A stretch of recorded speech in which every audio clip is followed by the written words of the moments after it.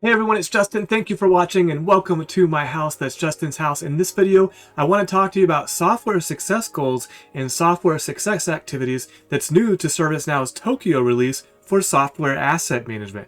I just discovered this feature myself and I've been trying to keep up with all the features, and this one hit me by surprise. I was doing another video on the asset executive overview workspace slash dashboard and stumbled across these success goals, and now I want to show you how to get to them in the software asset workspace. So I am in the software asset workspace and there is a little new icon here on the left hand side.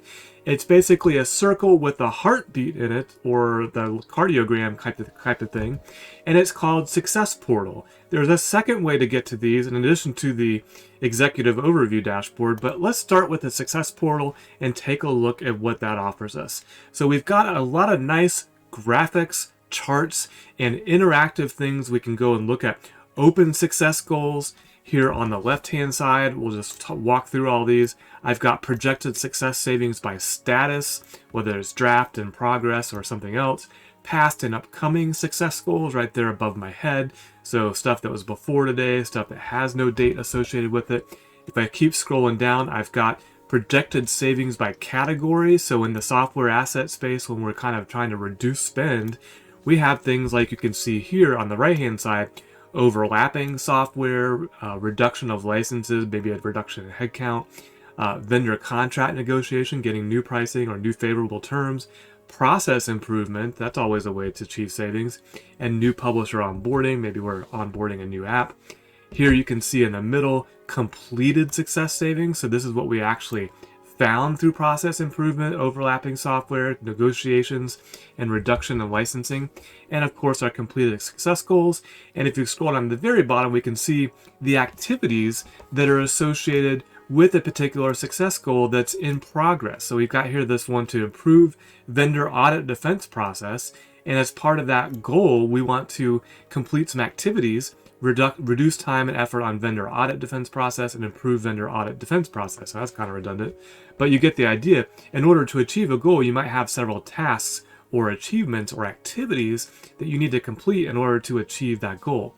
So let's take a look first at what an actual goal looks like. I'm going to open up a completed goal using this link above my head here, completed success goals, so we could take a look at one that ServiceNow has provided us as a demonstration of what this might look like. So I've got 4: reduction of maintenance, overlapping network tools, ServiceNow catalog items, and removal of software installs. Let's just take a look at reduction of maintenance costs, the first one in the list. And you'll see a basic goal structure here. So we've got a number for the goal, we've got the title for it, so we know what we're doing, the status, and this one is completed, so a complete state tracking. We've got those categories that we saw on the overlapping spend and stuff like that. This is that contract negotiation or vendor negotiation, and the particular vendor that is associated with this particular goal. Then we've got a description for the goal that you can see here: reduce the maintenance cost of Adobe. Nothing against Adobe, we're just doing an illustration here. We can assign this goal to a group to manage, and then all of the date management that you would expect with a task or a goal of projected start, projected end, actual start, actual end, right? Think project management, and trying to achieve a goal or a milestone. And then here we also have the projected savings and the actual savings. So we thought we were going to save $250,000, but we ended up saving $275,000. And hopefully the person that got that extra $25,000 maybe got that as a raise. And then the achievement description. So what are we going to achieve by achieving this goal? So this is going to be a reduction of the maintenance cost for that 3-year renewal.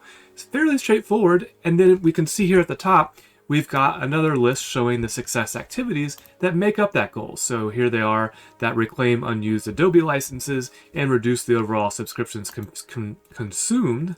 Let's open up an activity, take a look at one of those. And this is even more simple than the goal.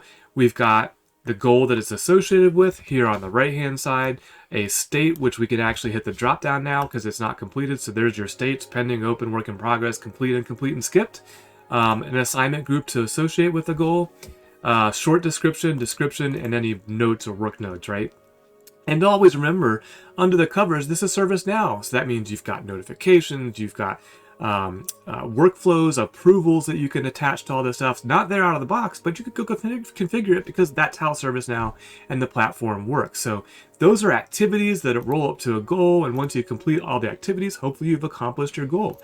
Fairly straightforward. And they've put this all in this nice little portal for you to come in and see how you're tracking towards accomplishing those software success targets or goals.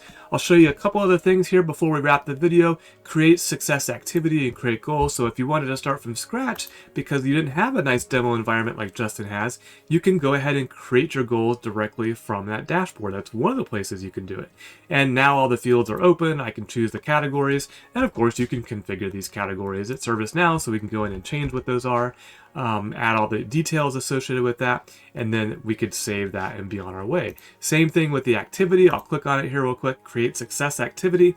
It's going to show the activity without all the details filled in, and we can create that directly from the success portal, just like I showed you there. Now, I did promise a second way to get into that, and this would be the license operations menu item here on the left hand side. So license operations is where we go in to look at the different activities that we might want to do around licensing. So we could look at software entitlements, software models, contracts, discovery, what discovery is finding, client access, user subscriptions, content suggestions, and then look down here in the bottom left. See, I told you I've missed this more than once. Success goals and success activities. So it's down here, and you can get to those here. I can click on this. It's just a list view of the goals that we were just looking at. And if I wanted to use the menu items up here to create a new one or edit one, it works just the same as when we were over in that portal. I can go ahead and start creating a new goal directly from license operations. So I don't have to be within that success portal. In order to do that, I can access my goals and my activities directly from the license operations, since many times these are related to the actual licenses that we're working with. So that is the software success goals and software success activities in Software Asset Workspace, in Software Asset Management, in ServiceNow. I hope you found this video helpful. If you did, please like, please subscribe, or share it with somebody who you think might be interested in reducing their software cost and reducing their software overhead through something like simple goal and activity management in ServiceNow. Until next time, don't forget to always be learning.